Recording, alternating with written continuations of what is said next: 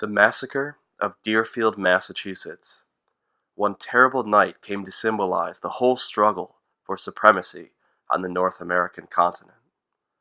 Our picture of colonial New England is essentially a still life, peaceful little villages, solid, straight-laced, steadily productive people, a landscape serene if not bountiful, a history of purposeful and largely successful endeavor. And yet, as historians are learning with ever greater clarity, the picture is seriously at odds with the facts. New England had its solidity and purposefulness, to be sure, but it also had its share of discordant change, of inner stress and turmoil, and of even deadly violence. New England was recurrently a place of war, especially during the 100 years preceding the American Revolution. The French to the north in Canada, and various Indian tribes on every side may determine altogether formidable enemies. The roster of combat was long indeed. King Philip's War, 1675–76, King William's War, 1689–97, Queen Anne's War, 1702–1713, Father Razzle's War, 1724–26, King George's War, 1744–48, and the French and Indian War, 1754–1763. Most of these were intercolonial, even international conflicts, in which New England joined as a very junior partner. But there were numerous other skirmishes, entirely local, so obscure as not to have earned a name. All of them exacted a cost, in time, in money, in worry, and in blood. Much of the actual fighting was small-scale, hit-and-run, more a matter of improvisation than of formal strategy and tactics. Losses in any single encounter might be only a few, but they did add up. Occasionally, the small scale widened, and entire towns became targets. Lancaster and Haverhill, Massachusetts, Salmon Falls and Oyster River, New Hampshire, York and Wells, Maine, each suffered days of wholesale attack, and Deerfield, Massachusetts, above all, Deerfield, scene of the region's single, most notorious, massacre. The year is 1704, the season winter, the context, another European war with a colonial dimension. New France, Canada, versus New England. New York and other colonies further south are at least temporarily on the sidelines. The French and their Indian allies have already engineered a series of devastating raids along the eastern frontier, the Maine and New Hampshire coasts. The English have counterattacked against half a dozen Abenaki Indian villages, and now, in Montreal, the French governor is secretly planning a new thrust over the ice toward a little village of about 40 households, a place misnamed in the French records Gueule-la-Fille. An ironic twist just there, Deerfield becomes War Girl. Deerfield is not unready. Like other outlying towns, it has labored to protect itself, with the stockade, a fortified area, at its center inside a high palisade fence, a garrison of hired soldiers, a watch to patrol the streets at night, and scouts to prowl the woods nearby. Indeed, many families are living inside the stockade. Conditions are crowded and uncomfortable, to say the least. But few doubt the need for special measures. The town minister, Reverend John Williams, conducts an extraordinary day of fasting and prayer in the local church, possessed, as he reportedly is, that the town would in a little time be destroyed. The attack forces, French-led, largely Indian in rank and file, set out in early February.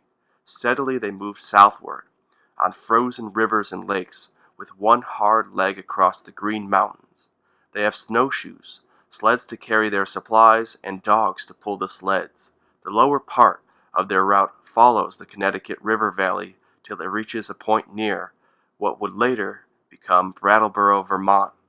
Here they will strike off into the woods to the south, leaving dogs and sleds for their return.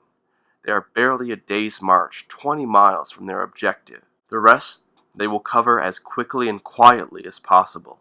Surprise is their most potent weapon. The people of Deerfield, though generally apprehensive, know nothing of this specific threat. On the evening of February 28th, the town goes to sleep, in the usual way. Midnight. Across the river to the west, the attackers are making their final preparations. Loading weapons, putting on war paint, reviewing plans. The layout of Deerfield is apparently known to them from visits made in previous years by Indian hunters and traders. Presently, a scout is sent to discover the posture of the town, who, observing the watch walking in the street, returns to his comrades and puts them to a stand. Our source for the details of this sequence was a contemporary historian writing some years after the fact. Another check, a short while later, brings a different result. The village lies, all still and quiet. The watch evidently has fallen asleep. It is now about 4 o'clock in the morning. Time for the attackers to move.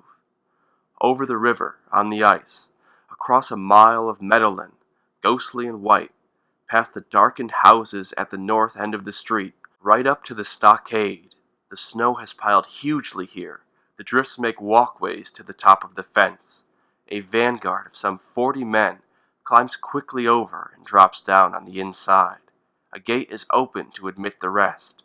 The watch awakens, fires a warning shot, cries, "Arm!" Too late. The attackers separate into smaller parties and immediately set upon breaking open doors and windows. The townspeople come to life with a rush. Some find opportunities to escape by jumping from windows or roof lines. Several manage to flee the stockade altogether and make their way to neighboring villages. In a half a dozen households, the men leave families behind in order to rally outside as a counterforce. In others, there is a frantic attempt to hide. The minister's house is a special target, singled out in the beginning of the onset. Later, John Williams will remember and write about his experience in detail. Roused out of sleep by their violent endeavors to break open doors and windows with axes and hatchets, he leaps from bed, runs to the front door, sees the enemy making their entrance, awakens a pair of soldiers lodged upstairs, and returns to his bedside for my arms. There is hardly time, for the enemy immediately breaks into the room. I judge to the number of 20, with painted faces and hideous acclamations. They are, all of them, Indians, no Frenchmen in sight as yet. The minister does manage to cock his pistol and put it to the breast of the first Indian who came up. Fortunately for both of them, it misfires. Thereupon Williams is seized by 3 Indians, who disarmed me and bound me naked, as I was in my shirt, and in this posture he will remain for near the space of an hour. With their chief prize secured, the invaders turned to rifling the house, entering in great numbers into every room. There is killing work too. Some were so cruel and barbarous as to take and carry to the door 2 of my children and murder them, 6-year-old John Jr. and 6-week-old Jerusha, as also an African-American woman, a family slave named Parthena. After insulting over me a while, holding up hatchets over my head, and threatening to burn all I had, the Indians allowed their captives to dress. They also permit Miss Williams to dress herself and our children. By this time the sun is about an hour high, perhaps 7 a.m. The sequence described by John Williams has been experienced with some variations in households throughout the stockade. Killing, especially of infants and others considered too frail to survive the rigors of life in the wilderness. Firehouses, killing cattle, hogs, sheep, and sacking and wasting all that came before them. In short, a village-sized holocaust. When John Williams and his family are finally taken outside, they see many of the houses in flames. Later, in recalling the moment, he asked, "Who can tell what sorrows pierced our souls?" The Williamses know they are destined for a march into a strange land as prisoners, and prisoners are being herded together in the meeting house and in a home nearby, from all over town. However, one household, that of the militia leader, Sergeant Benoit Stebbins, has mounted a remarkable resistance. Its occupants are well armed and fiercely determined. Moreover, the walls of the house, being filled up with brick, effectively repel incoming fire. The battle, as described in a subsequent report by local militia officers, continues here for more than 2 hours. The attackers fall back, then surge forward in an unsuccessful attempt to fire the house. Again they retreat, this time to the shelter of the meeting house, while maintaining their fusillade all the while. The defenders return bullet for bullet, accepting no quarter though offered, and causing several of the enemy to fall, among them one Frenchman, a gentleman to appearance, and 3 or 4 Indians, including a captain, who had helped seize John Williams. In the meantime, some of the attackers with their captives begin to leave the stockade. Heading north, they retrace their steps toward the river. Then a stunning intervention. A band of Englishmen arrives from the villages below, where an orange glow on the horizon gave notice before we had news from the distressed people themselves. Being a little above 40 in number, they have rushed on horseback to bring relief.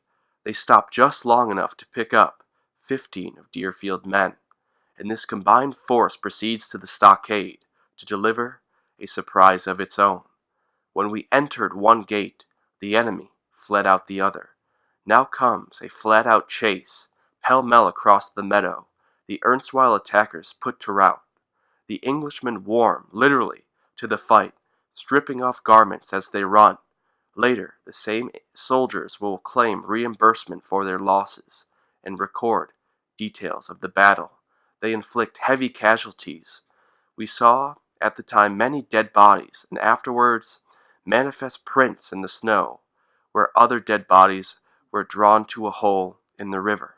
They make, in sum, a highly successful counterattack, but one that is pursued too far imprudently, for across the river the French commanders hear the tumult and swiftly regroup their own forces. The riverbank affords an excellent cover for a new stand. Soon, a numerous company of fresh hands is in place there, concealed and waiting. On the Englishmen come, ignoring the orders of the officer, who had led them and called for a retreat. On and on. The river is just ahead, and the captives are waiting on the other side, into the teeth of a withering ambush. Back across the meadow one more time, pursued and pursuers reversing roles, the English are hard pressed. Our breath being spent, theirs in full, their retreat is as orderly as they can make it, facing and firing, so that those that first failed might be defended. Even so, many were slain and others wounded.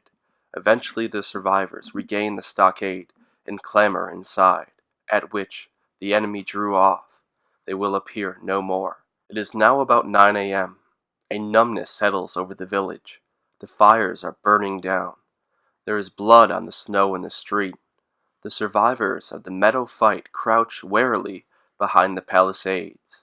The townspeople who had escaped start to filter back through the south gate. Time to look after their wounded and count their dead. Viewed from close up, the carnage is appalling. Death by gunshot, by hatchet, by knife, by war club, grisly beyond words. And the torn bodies on the ground are not the whole of it. When the survivors poke through the rubble, they find more. Casualty lists have entries like this: Mary Mercy and Mehable Nims, age 5, 5, and 7, respectively, supposedly to be burnt in the cellar. Indeed, several cellar hideouts have turned into death traps. In one house, 10 people lie smothered that way. And then the wounded. One man shot through the arm, another with a bullet in his thigh, another with a shattered foot, yet another who was briefly captured by the Indians, and when I was in their hands, they cut off the forefinger of my right hand, a traditional Indian practice with captives. A young woman was wounded in the Stebbins house, a second man with an ankle broken while jumping from an upper-story window. There are, too, the lucky ones, quite a number, who might have been killed or injured or captured, but managed somehow to escape. The people who ran out in the first moments and fled the town unobserved. A young couple and their infant son, whose small house was so small that the snow had covered it completely. a young woman who lay hidden behind an overturned tub, a boy who dived under a pile of flax. Some of this is remembered only by tradition, not hard evidence, but is too compelling to overlook. Here is another instance passed through generations of the descendants of Mary Catlin. The captives were taken to a house, and a Frenchman was brought in wounded and laid on the floor. He was in great distress and called for water. Miss Catlin fed him with water. Someone said to her, "How can you do that for the enemy?" She replied, "If thine enemy hunger, feed him. If he thirst, give him water to drink." The Frenchman was taken and carried away, and the captives marched off. Someone thought the kindness shown to the Frenchman was the reason of Miss Catlin's being left. Mary Catlin was indeed left, the only one of her large family not killed or captured, and this is a plausible explanation for her survival as any. Thus Deerfield and the immediate aftermath, the living and the dead, the wounded and the escaped. Tradition also tells of a mass burial in the southeast corner of the town cemetery, another sorrowful task for the survivors. Soon groups of our men begin arriving from the towns to the south. All day, through the evening they come. By midnight there are near about 80. Together they debate the obvious question, the only one that matters right now. Should they follow the retreating enemy in order to retrieve their captive friends? Some are for it, but eventually counter-arguments prevail.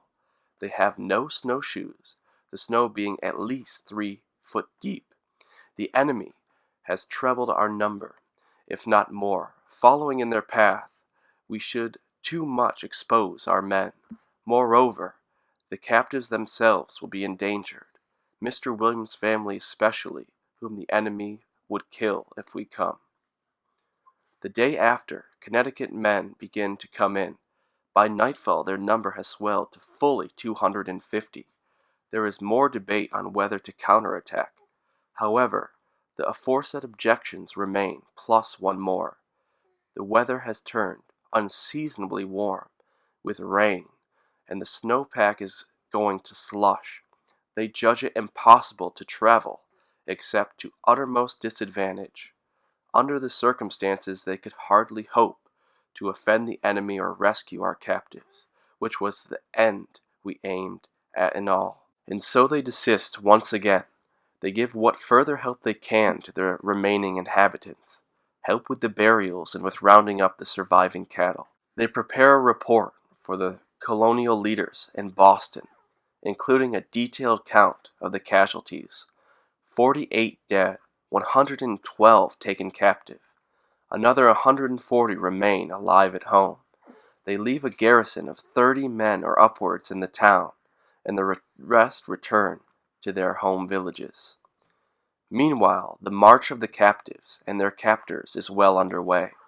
Through the wilderness onto Canada, there is extreme privation and suffering on both sides. The French and the Indians are carrying wounded comrades.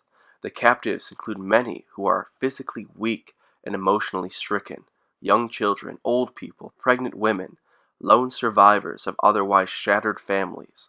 Food is short, the weather inclement, the routes tortuous. The captors, fearing a possible English pursuit, push forward as rapidly as possible. Any who cannot keep up must be killed and left by the trail, for meat to the fowls of the air and beasts of the earth. Among the first to suffer this fate is the minister's wife. Still convalescent following a recent pregnancy, she nearly drowns in a river crossing, after which, according to John Williams, the cruel and bloodthirsty savage who took her slew her with his hatchet at one stroke. In the succeeding days, another 17 of the captives will be similarly dispatched. Later in the journey, the French and the Indians separate, and later still the Indians, who now hold all the captives, subdivide into small bands. At one critical juncture, Reverend Williams is marked for execution by revenge-minded kinsmen of the captain killed at Deerfield. A rival chief's intervention saves him. His 5 surviving children are scattered among different masters, and surprisingly, are looked after with a great deal of tenderness. There are 2 additional deaths from starvation as the various bands move farther north, but sooner or later 29 captives reach Canada. Some, like John Williams, are ransomed out of the hand of Indians by French officials. Others are taken to Indian forts and encampments throughout the St. Lawrence River Valley. Almost immediately, their relatives and friends in New England begin efforts to secure their release. But the process is complicated and progress is painfully slow. Eventually, some 53 will be returned home, with John Williams as one of the last among them. His subsequent account of his experiences, published under the imposing title The Redeemed Captive Returning to Zion, will make him famous throughout the colonies. His daughter Eunice will become equally famous, but for a different reason. She declines to return and spends the rest of her life among the Indians. She forgets her English and adjusts completely to Indian ways. She marries a local brave and raises a family. Another 15 or so of her fellow captives will make a similar choice, and still others stay on with the French Canadians.